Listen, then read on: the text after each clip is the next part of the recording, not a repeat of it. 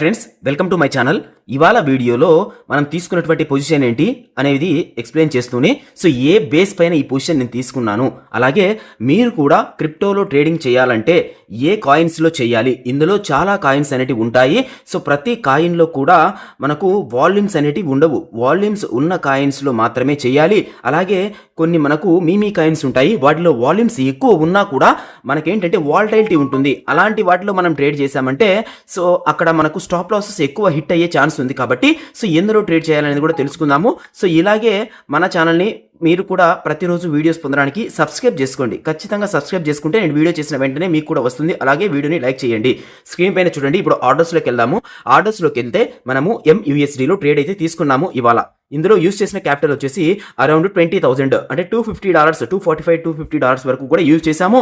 Around 20,000 rupees capital use చేసాము. Use చేసినటువంటి క్యాపిటల్కి గాను మనం పెట్టినటువంటి స్టాప్ లాస్ వచ్చేసి 10%, అంటే టోటల్ క్యాపిటల్లో 10% స్టాప్ లాస్ అయితే పెట్టాము. అక్కడ ఉన్నటువంటి 10% స్టాప్ లాస్కి గాను నేను అరౌండ్ 50%, అంటే యూజ్ చేసిన క్యాపిటల్లో 50% మినిమం, అలాగే మ్యాక్సిమం అనేది నేను చాలా పెట్టాను ఇక్కడ టార్గెట్ అనేది. మినిమం 50% వచ్చిన తర్వాత నేను నో లాస్ నో ప్రాఫిట్ దగ్గర పెట్టేసి నేను వెయిట్ చేస్తాను. ఓకే, ఇంకా మార్కెట్ మూవ్ అవుతుందని నాకు అనిపిస్తే వెయిట్ చేస్తాను. ప్రజెంట్ వచ్చేసి 20-30% ప్రాఫిట్ అయితే చూపిస్తుంది. ఇప్పుడు నేను చార్ట్లోకి తీసుకెళ్లి మీకు క్లియర్గా ఎక్స్ప్లెయిన్ చేస్తాను. ఇప్పుడు మనము MUSDకి సంబంధించినటువంటి ఫుల్ స్క్రీన్ చార్ట్లో ఉన్నాము. స్క్రీన్ పైన గమనించండి. ఇదేంటంటే 1 అవర్ క్యాండిల్ చార్ట్. ఇక్కడ మీరు ఈ క్రిప్టోలో ట్రేడింగ్ చేసేటప్పుడు 5 మినిట్స్లో పెడితే కేవలం ఎంట్రీ తీసుకోవడానికి మాత్రమే 5 మినిట్స్లో పెట్టాలి. డైరెక్షన్ కోసం కంపల్సరీగా 1 అవర్లో మాత్రమే చూడాలి. ఈవెన్ మీరు 4 అవర్స్లో చూసినా కూడా బెటర్గానే ఉంటుంది.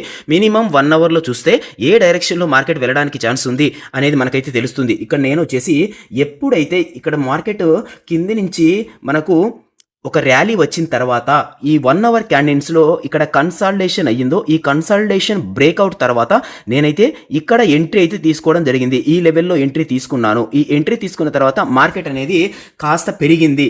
చూడండి, ఆ పెరిగిన దానికే మనకైతే ప్రాఫిట్ అయితే చూపిస్తూ ఉంది. ఇక్కడ తీసుకున్న తర్వాత మార్కెట్ కంటిన్యూగా 5 మినిట్స్ క్యాండిల్స్ ఇవి, అందుకే మీకు ర్యాలీ చూపిస్తుంది. ఈ 5 మినిట్స్ క్యాండిల్స్లో మనం ఎంట్రీకి మాత్రమే మనము పొజిషన్ తీసుకోవడానికి ఎంటర్ అవ్వాల్సి ఉంటుంది.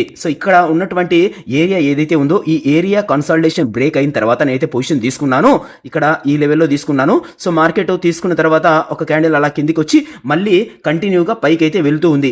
ఈ ఏరియా నుంచి మార్కెట్ పైకి వెళ్తూ ఉంటే నేను మార్కెట్లో అలాగే ఉంటాను. ఇక్కడ నుంచి నేను ఇంకో 80 పాయింట్స్, అరౌండ్ 50% ప్లస్ ఏదైతే మనం తీసుకున్నటువంటి క్యాపిటల్ ఉందో అందులో 50% మనకు ప్లస్ ఎప్పుడైతే వస్తుందో అప్పుడు నేను మార్కెట్ ఆర్డర్, అంటే ఎక్కడైతే తీసుకున్నానో అక్కడ స్టాప్ లాస్ అయితే చేంజ్ చేస్తాను. No loss no profit. అప్పుడు నాకు మార్కెట్లో ఫర్దర్ ర్యాలీ వస్తుంది అనుకుంటే తీసుకుంటాను. కాబట్టి అప్పుడు నాకు ఇంకొంచెం ప్రాఫిట్ ఎక్కువ వచ్చే అవకాశం ఉంది.